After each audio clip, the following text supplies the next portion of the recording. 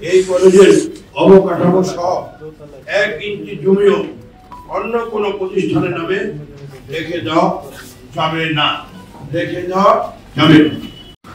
4 নম্বর, Oxford, federal বা অন্য কোনো মডেল অনুসারে একটি নিয়ন্ত্রণকারী বিশ্ববিদ্যালয় ঢাকা সেন্ট্রাল বিশ্ববিদ্যালয় প্রতিষ্ঠা করা যেতে পারে, যেখানে ঢাকা কলেজ সহ প্রসিদ্ধ 7টি সরকারি কলেজ স্বমহিমায় স্বাতন্ত্র্য ও ঐতিহ্য বজায় রেখে প্রতিযোগিতামূলকভাবে শিক্ষা কার্যক্রম চালিয়ে যেতে পারে।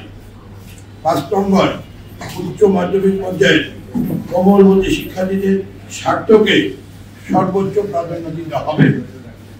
তাদেরকে নিজ ভূমি পরবাসী বানানোর ষড়যন্ত্র পরিহার করতে হবে।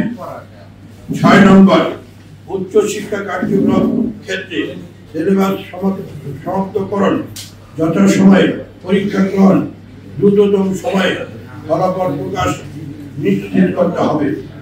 শিক্ষার্থীদের শিক্ষা জীবন সেশনজট মুক্ত করতে হবে।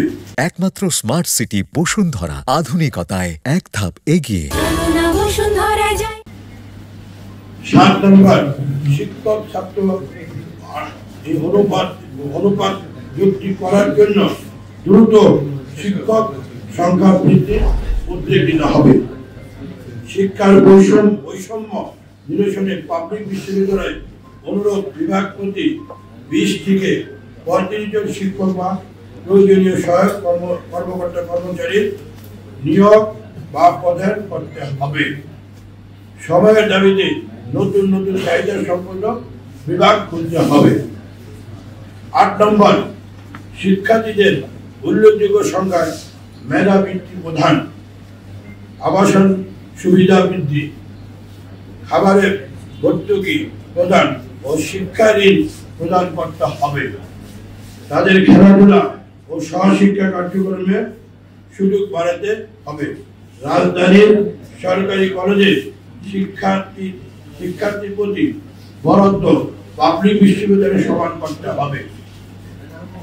9 নম্বর, শিক্ষক, শিক্ষার্থী, অভিভাবক, প্রাক্তন শিক্ষার্থী, শিক্ষাবিদ, সুশীল সমস্যা সংশ্লিষ্ট সকলের মতামতের আলোকে লোক দেখানো মতামত গ্রহণ নয়, টেকসই ও বাস্তবসম্মত সিদ্ধান্ত গ্রহণ করতে হবে। 10, প্রায় 1,70,000 শিক্ষার্থীর শিক্ষা জীবন এবং 100 বছরের ঐতিহ্যবাহী শিক্ষা প্রতিষ্ঠানগুলোকে হাইব্রিড শিক্ষা বা কোনো অপ্রচলিত শিক্ষা কাঠামোর পরীক্ষা নিরীক্ষার উপকরণে পরিণত করা যাবে না। কোন অবস্থাতে সমাজের নিম্নবিত্ত পরিবারের সন্তানদের, বিশেষ করে নারী শিক্ষার্থীদের উচ্চ শিক্ষার সুযোগ বন্ধ বা সীমিত করা যাবে না।